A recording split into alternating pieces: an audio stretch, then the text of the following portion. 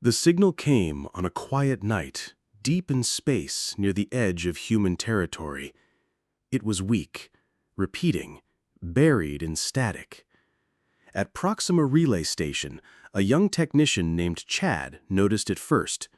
He wasn't supposed to be monitoring that frequency, but he was bored and curious. He adjusted the filters and listened again. "We are dying," the voice said, not in words, but in pulses that translated into meaning. "We cannot fight them. We call for aid." Chad froze. He checked the origin. It came from the Zerion Expanse, a dark region far from any major colony. The Zerions were a peaceful people, known for their science and love of knowledge. They had no weapons, no warships. They had once sent music into space instead of weapons. He sent the signal to Earth Command. Most officers ignored it. False alarms were common. But one person didn't. Captain Luke Bennett, commander of the deep space cruiser USS Kentucky, saw the truth in it. "They didn't ask for soldiers," he said. "They asked for help, and we're the only ones who still answered that call." Admiral Ellen Carter hesitated. Sending a warship that far was dangerous. There were no friendly stations out there, no backup. But Luke was known for being right when others doubted. After a long silence, she gave the order. The Kentucky left Mars orbit 3 days later. Its engines flared as it jumped into the void, disappearing in a flash of light. The journey took 2 weeks. During that time, Luke walked the ship's halls, talking to his crew. Jess Rogers, the science officer, studied the signal. She said, "They're scared. This wasn't an accident. Something attacked them." Derek Cole, the weapons officer, checked the cannons and missile racks. "Hope we're not too late," he muttered. Lucas Green, the engineer, made sure the ship could survive a fight. "If we find enemies out there, we'll need every bolt tight." When they arrived, the Zerion system was silent. No lights, no voices. Only broken stations floating in the dark. Cities on the surface were ruins. The air was poison. "They're gone," Jess whispered. Then, from behind the largest planet, 3 black ships appeared. They moved like shadows, fast and silent.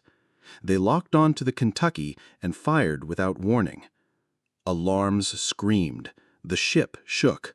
Power flickered. Luke stood tall on the bridge. He said, "Send the message home. Tell them what we found. Tell them, humans don't ignore a call for help." The stars watched, and somewhere far away, other ears listened. The Kentucky rocked hard as the black warship's beam sliced across its side. Metal tore open, sparks flew, and the lights on the bridge flickered red. Alarms screamed through the halls, oxygen levels dropped. Crew members strapped in, holding on as the ship spun away from the blast. Luke Bennett gripped the command chair. "Damage report!" he shouted. Lucas Green's voice came over the comms, shaky but clear. "Starboard array is gone. Engines are damaged. We're losing power in sections 3 and 7. Jess Rogers stared at her screen. "They're not hailing us. They're not asking questions. They just want us gone, same as the Zerions." Derek Cole clenched his jaw. "We can't run. We can't hide. Only choice is to fight." Luke looked at the alien ships on the main screen. 3 of them, shaped like sharp blades, moving with cold precision. They had no markings, no flags, no names. Just silence. "Then we fight," Luke said. "Fire everything we've got." The Kentucky turned hard. Its railguns boomed, sending slugs at near light speed. One hit the lead enemy ship, tearing a gash in its hull. The alien ship didn't explode. It just kept coming, like it didn't feel pain. "They're tough," Derek said. "We're tougher." Another blast hit. The ship shuddered. A fire broke out in engineering. Lucas and his team scrambled to contain it. Back on Earth, Admiral Ellen Carter watched the Kentucky signal. It was weak, breaking up. She heard Luke's last message. "They killed the Zerions. Now they're after us. If we don't make it, tell everyone we answered the call." Her hands tightened. She didn't wait for council approval. She hit the red button under glass. Frontier Response Protocol. Across the solar system, warships powered up. The USS Texas left Jupiter's orbit. The carrier New Orleans launched fighters. The frigates Arkansas and Wyoming jumped to full alert. One by one, they entered the jump drives. In the dark near Zerion, the Kentucky was losing, shields down, weapons failing. But Luke refused to surrender. Then, far off the starboard bow, space flickered. A ripple, a flash, then another, and another. Ships appeared. Human ships. Not one or two, but 10, then 15. They came in silence, engines glowing blue and white, forming a line between the Kentucky and the enemy. On the bridge of the Texas, Commander Nina Perez smiled. "About time we showed up." Admiral Carter's voice came over the fleet channel. "Those aliens thought no one would come. They thought they could kill and leave. But they made one mistake." "What's that?" someone asked. "They didn't know who humans are." The alien ships did not retreat. They did not speak. They turned and fired at the new human fleet like machines with one purpose. But this time, they were not facing a single damaged cruiser. The USS Texas led the charge, its heavy railguns roaring. Slugs ripped through space, hitting the nearest black warship with brutal force.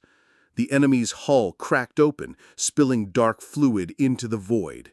Still, it kept firing.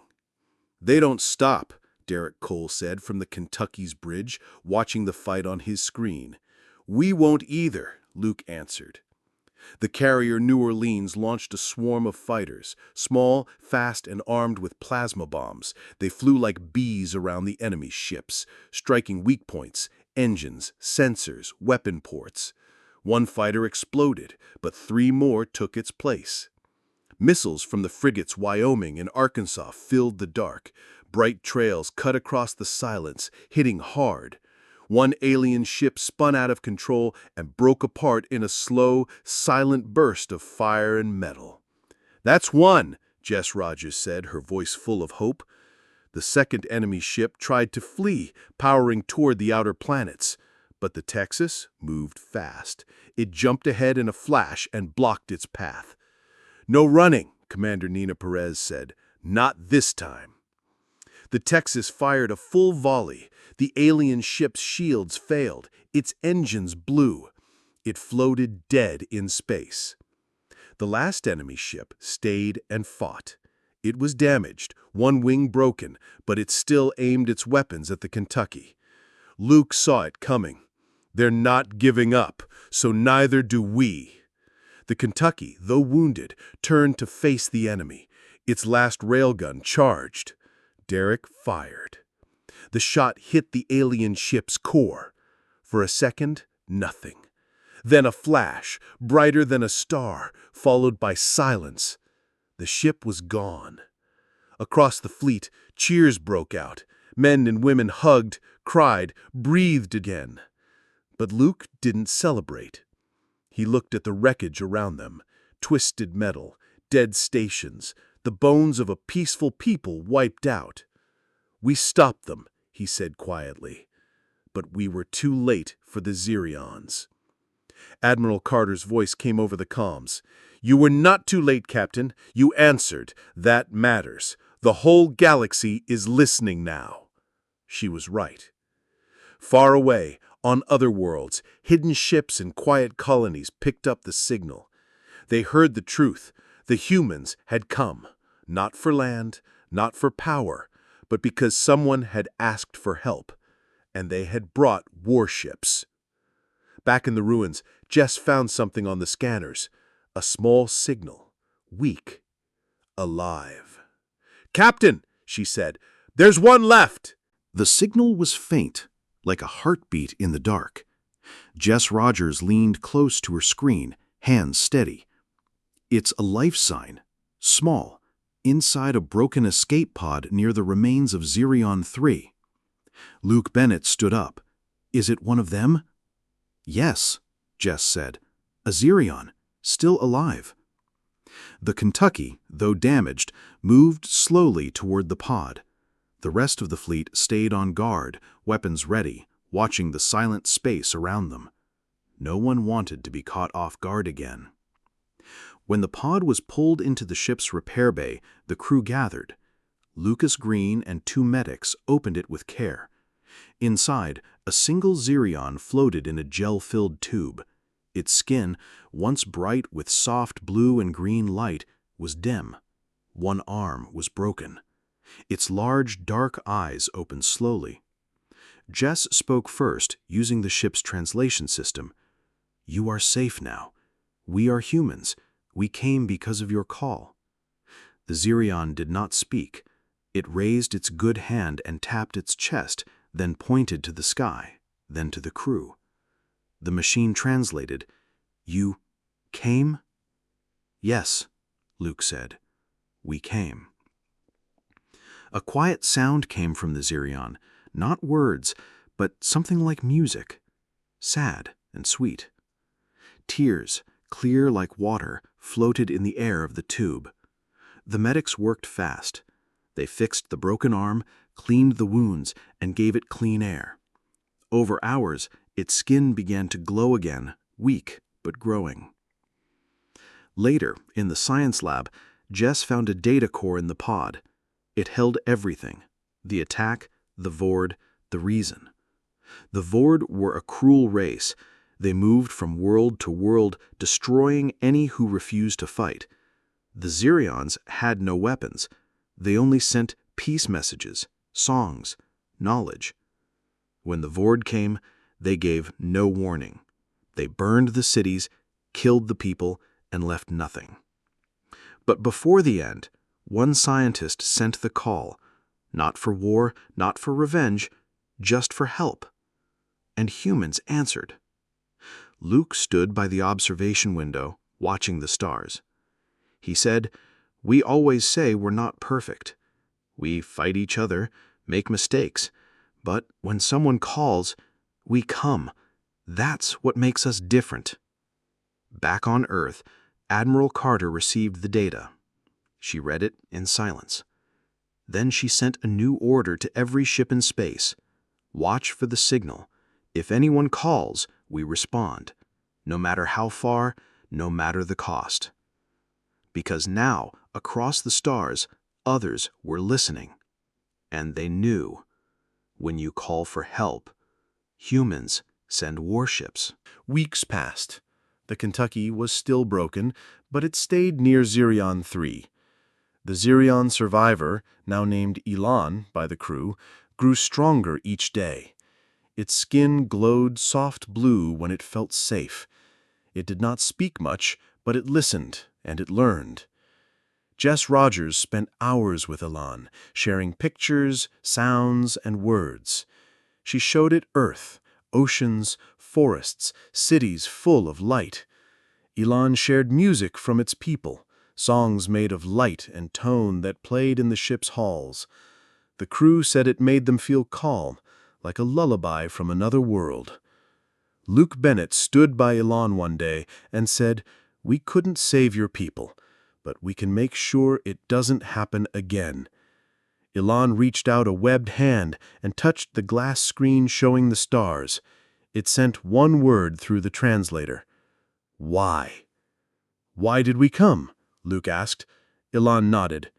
"Because someone asked, and if we don't help, who will?" Elan made a soft sound. It was the first time it smiled. Back on Earth, the story spread, not through news alone, but through traders, explorers, and quiet signals sent between distant worlds. The humans had answered a cry from the dark. They didn't ask for payment, they didn't take land, they fought and stayed. On a far planet called Kalar, deep in the outer rim, A small group heard the tale.